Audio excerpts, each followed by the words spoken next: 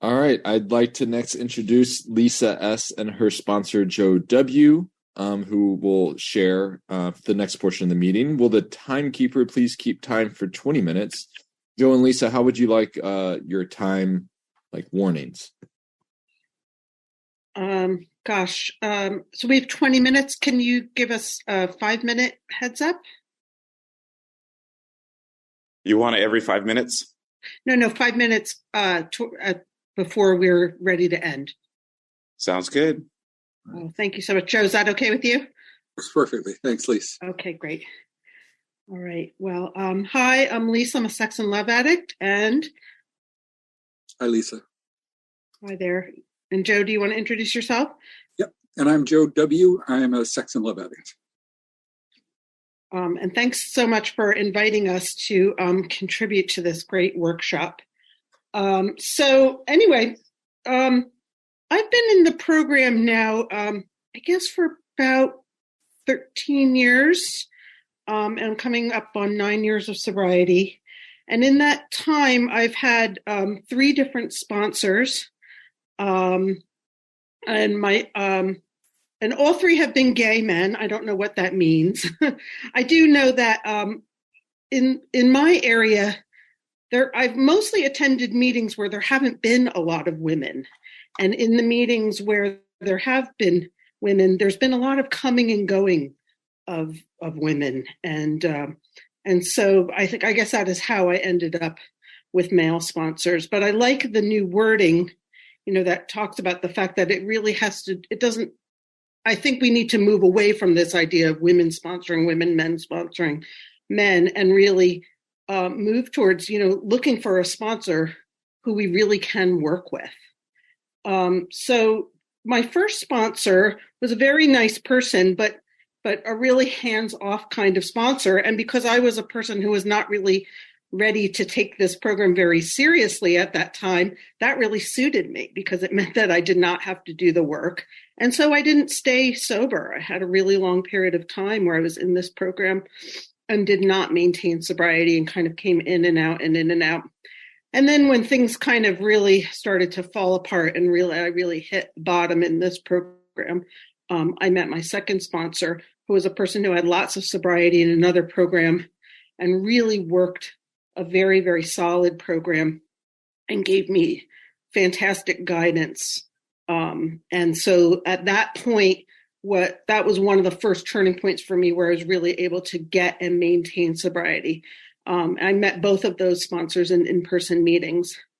My second sponsor eventually left this program, which was really kind of heartbreaking for me because, he was such an important person in my life. And then his sponsor, who was also a dear friend of mine, Joe, at that point became my sponsor, and we've been sponsor and sponsee ever since. And Joe, do you want to share your experience? Yeah, I've been in program for a little over 19 years now, and my my first attempts at looking for a sponsor were not exactly the smartest thing. I think it's really insane that we ask people with very little clarity on how to pick relationships to pick a sponsor when they first come into this program. I do have to say, I was co-located when I first started in program. I was down here in Pennsylvania, but I was also working during the week up in upstate New York. And so I was in meetings in both those two places. And my Tuesday night meeting was an all-men's meeting, and it was a big meeting. Well, it was big for back then, almost 20 years ago. There were about 30 guys that used to show up every week for this meeting. And I'll never forget the first time I decided on my perfect sponsor. He was this quiet, emotionally unavailable, kind of attractive gay man. And so I was like, yep, that's the sponsor I want. Well, of course, I was using the same picker I used to pick acting out partners because that's what I was used to choosing people based on, right? And so I fortunately didn't ask him to be my sponsor. We did eventually become good friends, and we're still friends to this day. But he would have been an awful choice for a sponsor for me. Talk about intriguing and that whole concept of, picking someone of the opposite gender type of thing. But that was the other thing that I found very kind of confusing and confounding. It was constantly said that you should pick a sponsor of the opposite sex of you, and without regard to any kind of attraction or potential for acting out. And as a gay man, it just didn't seem, that seemed to be just go completely against what it was. But then again, I also thought that, do I want somebody who's going to relate to me and my issues, and who I won't have to explain, some of the gay lingo as I'm trying to talk about some of that stuff? Or do I really want somebody who's completely unappealing to me from an intrigue and sexual perspective? And I've done both. And so I would suggest that the new criteria that you've written up in the draft stuff is really a way to go. And so anyway, did you want to talk more, Lisa, about your experience with sponsorship and stuff like that? Yeah, I'd like to. So the second question was it difficult to find a sponsor? And I think I've addressed that a little bit. For me, it was difficult to find a female sponsor, which is, originally I felt that everything that I was learning was telling me that, I needed that. But I've come to realize that it's not entirely necessary. I think what was more difficult was for me to find the right sponsor in terms of, really taking ownership of my own recovery. And I had to find that balance between, someone who is so completely hands-off, a really nice person, but was kind of, unless I reached out, that person was really not going to be there for me. And I was at a stage in my recovery where I was all about isolating and pulling away. And so I needed a little bit more than that. My second sponsor, I think, was really a wonderful sponsor. And one of the things that I learned from him was a style of sponsorship that I've tried to carry on. And he was just really good at asking me questions. I can't really remember a time when he said to me, "You should do this." But he would say things like, "Have you ever thought about what it would be like if you did this?" Or, how would it be if you tried this alternative thing? So there was never a sense of, okay, you have to do it this way. But he was still sharing the things that had worked for him. I remember that very early on, I had been talking a lot about the fact that I was going to all these meetings where often I was the only woman. And while I was comfortable with that, I didn't feel unsafe, but I didn't feel like I had somebody of my own gender that I was really connecting to. And so I remember he said, "How do you think things would change if you called 3 women a day?" Which is kind of another way of saying, I think it would be a really good idea for you to call 3 women a day. But the fact that he phrased it as a question allowed me to go through my own process in my mind and consider this potential, action that I could take. And I did do that. I called 3 women a day. And then I eventually, kind of grew a community of women friends in this program, which was something I never really had women friends before I got into recovery. Wasn't really that interested in connecting with women because that didn't serve my addiction. So now I have, healthy, wonderful women friends in this program, and I'm really grateful for that. So let's see, I'm looking at the questions here. Was it difficult to find a sponsor? Have you had other sponsors? I did talk about that. And the next question is to walk us through a difficult situation, how you worked through that. So I wanted to mention 2 things. One was a difficult situation that I was having in my own life and how my sponsor, Joe, helped me walk through that. And then another is a difficult situation that I had as myself as a sponsor and what I learned from that. So fairly recently, I had taken a break from going to meetings for a while because I was dealing with some physical illness myself, and I really had to devote time for that recovery from that. And I was recently back in program and coming to some of my first in-person meetings after COVID. And so I was feeling a little bit of little rawness. And I was at a meeting, and one of the things that I sometimes do at meetings is I jot notes, and sometimes I doodle and sketch, as I'm an artist, and I'm also kind of a fidgety person. And so that helps me focus. At the end of the meeting, somebody in the meeting came and really told me I was doing the wrong thing and I shouldn't be, she said, like, I don't know what you were doing in that meeting, but you shouldn't be writing in a notebook. And like really kind of took me to task, and it took me aback. And I was really feeling kind of outraged and upset and unwelcomed. And Joe was just a fantastic sponsor through this experience, because the first thing he did was just listen. He just let me talk it all out and get like every feeling that I was having about this out there without any kind of judgment or advice. He just let me talk it out. And then he asked me a question, and well, let me back up a little bit. I was kind of asking him questions about what he thought I should do, how I should respond to this situation. And rather than answer, he just kind of let me keep on talking and posing all these different options so that I could almost hear myself think more. And finally, he asked me, what would it be like if you didn't do anything? And I thought that was such a great question, because it just allowed me to consider that option, which is so different than what I normally do, which is just to sit with something and just be with something, not always feel like I have to control it, I have to fix it, I have to make a certain outcome occur.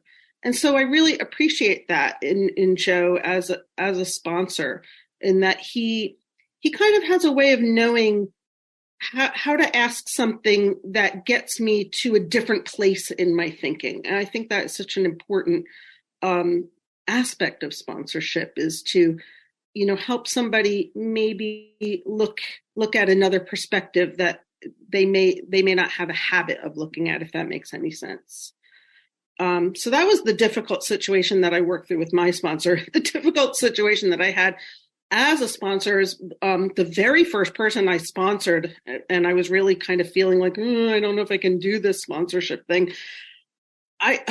This person was really, really struggling a lot, and they were fairly new in the program. And they, during a conversation, said to me, I'm planning to go to a party, and I'm planning to act out at the party.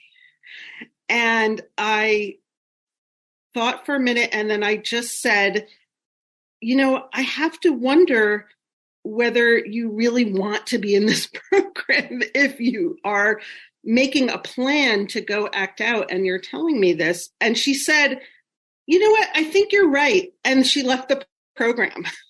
And I felt incredibly guilty, and that I had, said the wrong thing, and I drove a person out of the program. And I really had to kind of think this over for a long time and talk about it in meetings and talk about it with my sponsor. And the feedback that I got from people was that, I'm not in charge of this person, and I don't have so much power over other people that I can say a few words and it's just going to completely change their path in life. That she, this was she was doing this on her own free will.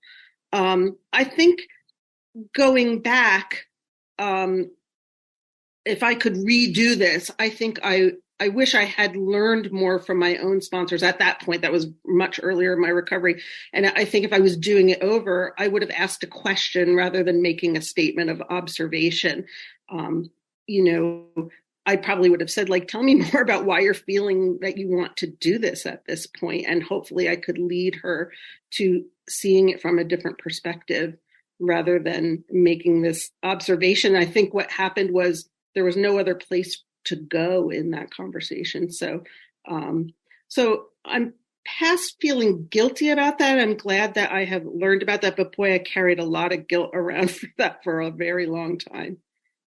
Joe, you want to talk about some difficult situations you've encountered? Yeah, actually, I think I'm going to talk a little bit generally about my experience with sponsorship and being a sponsor and being sponsored. Just to go back to kind of what I finally decided that in my home group, which is close to home, not the big men's meeting that I spoke about, which was while I was away at work, I wanted a sponsor who was really close by locally so that we could meet to do my fifth step, for instance, or whatever. And so I ended up picking one of the few women in my home group, which has continued to be my home group here locally. 5 minutes. Thanks. Appreciate that, Will. So I picked this woman. She wasn't one of those people that had what I wanted. The only thing I really respect about her, she kind of spoke like a truck driver. She was swearing all the time. So I kind of liked that about her. But again, not exactly the best way to pick one. But she ended up working. It didn't have to be, I realize now, looking back, 18, 19 years ago, it didn't have to be the perfect person. It just had to be somebody that I could rely on to, like when I was feeling triggered, or if I wanted to do a fifth step with somebody I could trust at least enough to do that. And she worked out fine. The difficult part of any relationship for me is terminating it when it doesn't work. And fortunately, I didn't have to deal with that at all, because she left the program, and so it ended up working out fine. These days, I've come to realize that it's a little bit easier for me, especially with the dearth of sponsors here in this area, that I just co-sponsor with somebody else. He's got a lot more years in program than I do, but he has less sobriety. And so he's also got experience in other programs, which I find very useful. The other thing I wanted to talk about, which has become kind of an important aspect of sponsorship for me, is the whole ideas of boundaries. I first started, somebody gave me the great advice, only give program advice when you're being a sponsor. Now, I don't stick to that. But when in doubt, I will only give specific, you might want to read step 3 again, because step 3 is an important aspect of that. Or you may want to make sure you get to a meeting, or you may want to make sure you get an accountability partner. Most of that stuff is based on program related advice. The other thing is, in fact, Lisa's second sponsor and my sponsee at the time gave me some of the best advice as a sponsor I've ever heard. And he was having problems with a sponsee in another program. And he said, I realized I can't work somebody else's program as much as they do. I can't work it more than they do. And that gave me real perspective. It made me realize I'm not in control of somebody else's program. They are. And that when, if it requires me constantly reaching out to find out, how they're doing, or constantly finding out if they're getting to meetings or working a step, then I find myself like, oh, I'm working their program more than they are. And so when it gets to that point, it never gets anywhere close to that point anymore, which I'm really grateful for. These days I have 5 active sponsees, and I have 1 sponsor. And I do find that 5 is really my limit in terms of active sponsees. And I kind of categorize sponsees as active or inactive, because sometimes people ask me to be a sponsor just so they can say that they have a sponsor, but they don't use me at all. And again, I kind of go back to, I'm not driving their program. They are. And so I let them. I don't have a problem with that if that's the way they want to do it. I also have a couple very seasoned long-term sponsees, and those are easy to work with. Lisa being one of them, and other people that I can basically just have them check in on a regular basis. The other ones take a little bit more time, and so I find that balance seems to work out well for me. And so I know that I can't take on more than that, and so that's setting a boundary for myself. I guess that's about it. So we have about a minute left, I think, or a little less than a minute, based on Will's countdown clock. Anything else you wanted to add in, Lisa, before we turn it over for questions? Yeah, I think so. Right now, I have one sponsee, and one issue that came up, and I haven't worked with her very, very long. One issue that came up early was that she did not want to do anything in writing. She was worried about her writing being found and that being destructive to her relationship. And I remember thinking at first, like, well, I don't know how we can do this. And then I really realized, thinking it over and talking to people, that I have to meet my sponsees where they are. I can't make them be anywhere they aren't, and I can't make them do. Thank you. I'll wrap up. Thanks, Will. Can't make them do anything that they're not ready to do. And so, my response was to say, writing down things has really helped me a lot in my program and my sobriety, but we have to do it the way that you're comfortable with. I'm hoping that eventually she might feel more comfortable with writing things down, because I think that there's a lot to be gained from that process. But I think it's also important for me as a sponsor to recognize where my sponsee is in their recovery and in their life. Thank you, Lisa and Joe. Let's please all unmute and thank them for their share and for their service. Thank you. Thank you. Thank you. Much appreciated. All right. There are now 10 minutes for questions for Lisa and Joe. Please raise your virtual hand and they will call on you. Yeah, go ahead, Clark.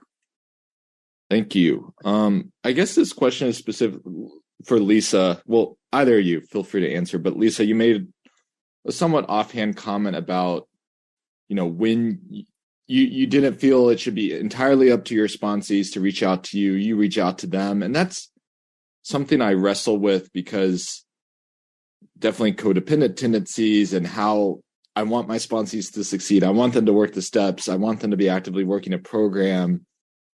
And I guess just if you have any advice about kind of how often and how assertive I should be in like reaching out to them when I don't hear from them. I mean, I try to just, leave it to God and guidance from God. But yeah, I guess just general advice or about that would. I lied, Lisa. I'm going to take the lead on this one. Sorry. Sure. I do have to say that it took me 10 years in this program to realize that I had no idea what the path of recovery was for me. And so during that first 10 years, I had no idea what the path was. I was just letting it happen. And fortunately, it happened, and I was able to maintain sobriety and keep in this program and all that other stuff. So for me to think that I know the path for recovery for somebody else, what if that path for recovery for them means they have to have a major relapse and leave program and come back in? I don't know. I constantly keep in the back of my head, I don't know somebody's path of recovery. And so when I start assuming that I do, I start giving the kinds of advice that perhaps isn't even at all, it might be more damaging than it is to be helpful. And so that's where I can really realize that I only have the higher power at that point to fall back on in terms of how I address that kind of stuff. And I have to let them guide their own recovery, because if somebody had tried to guide my recovery, I think I don't know that I would have been as successful as I was in this program. So anyway, Lisa, I don't know if you have other thoughts too. Yeah, I would just add to that. I think I'm kind of like mind with you, Joe. But I would add that, as a previous speaker shared about that process of interviewing, I think can be really helpful. And I know with my one sponsee that I have now, when she asked me to be her sponsor, I did have a conversation with her where I talked about what it is that I personally wanted to get out of a sponsor and sponsee relationship and the kind of communication that I'm comfortable with. And I encouraged her to let me know what kind of communication she's comfortable with in terms of, how frequent. That being said, so she's pretty good about contacting me on a regular basis. We don't have, I know some people have a relationship where, they meet once a week or they call every day or whatever it is, very regular. She and I are both very busy, so we tend to do it in more of like a catch can kind of way. And if I don't hear from her for an extended period of time, I'll just shoot her a text and say like, hey, just want to make sure you're okay. Or haven't, I'd love to, get reconnected with you. But I try, not to bring that to the level of either she or I feeling like I am responsible for keeping this relationship going on a regular basis. It needs to be something for me that happens mutually. And luckily in this particular relationship, it is. But I've had other relationships where I don't hear from the person unless I reach out. And then for me, that's not healthy because it does start to be about me being in charge and control. And that's not healthy for my own recovery. And I don't think it's a healthy sponsor-sponsee relationship. I think for me, I feel like they should be egalitarian relationships. And I feel like I very much have that with Joe and that really works for me and feels healthy. Thanks, Clark, for your question. I see Mario.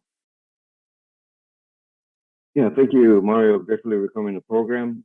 Hi, Mario. Thank you, Lisa and Joe. Yeah, I was going to ask a question, but I think you definitely answered it. Because essentially, my question was, relationships are complex, and especially when we're so used to dysfunctional relationships, right? And somebody right into the program, is looking for a sponsor, and like you were sharing, Joe. The first sponsor or the first individual you looked at maybe sponsor you, it was actually that same characteristic or dynamic that had you within the addiction. And I guess for me, I guess it's just time, experience, empathy, and compassion, because I know somebody, someone that has just come into the program, they might just need a lifeline. Right. And that helps them with that first sponsor.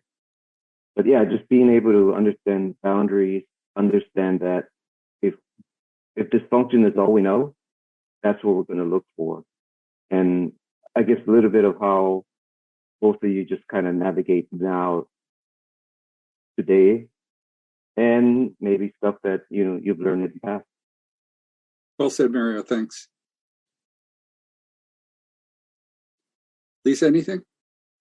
Yeah, no, I very much agree with that. And I think that was really true for me earlier on. And one of the things that I do now when I speak with somebody who, is interested in working with me, as was mentioned before, is I always make it really clear that we can start out in a temporary relationship.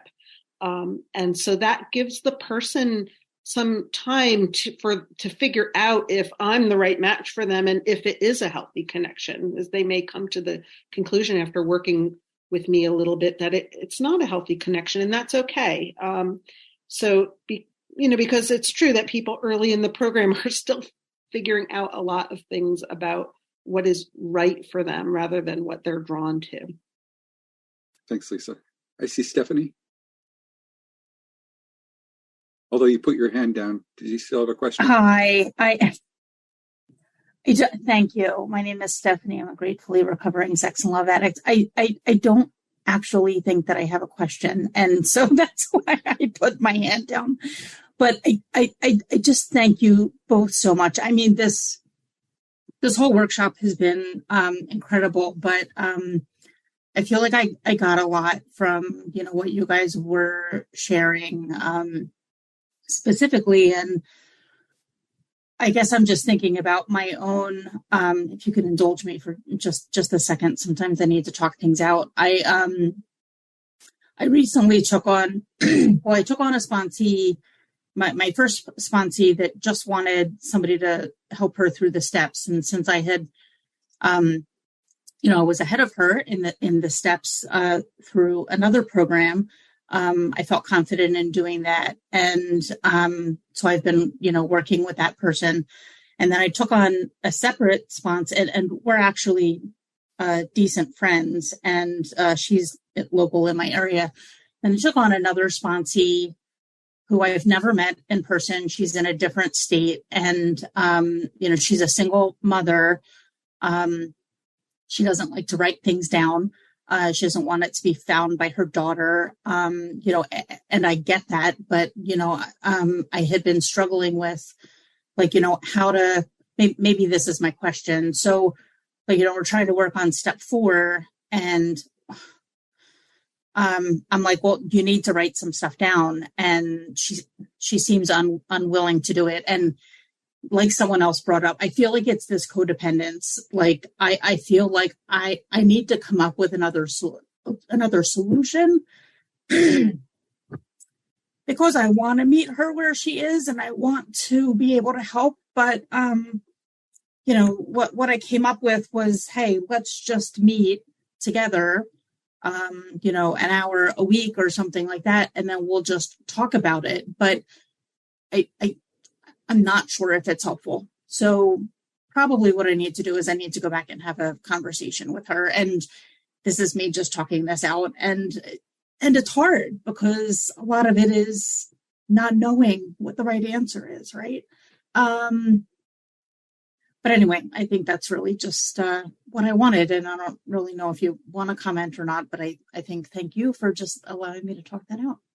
Thanks, Stephanie. Thanks for sharing that, Stephanie. Really appreciate it. And your solution is very similar to how I approach working with this particular sponsee who doesn't want to write things down. We just meet and we use the SLAA step workbook and we just talk. We'll read a question and she'll share and I'll share.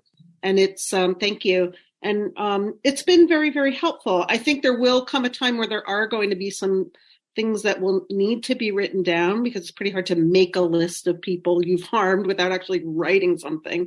But, we'll figure it out as we go along. And I think what I have found in this program is that whenever something is unclear to me, if I am patient and I pay attention, eventually it becomes clear.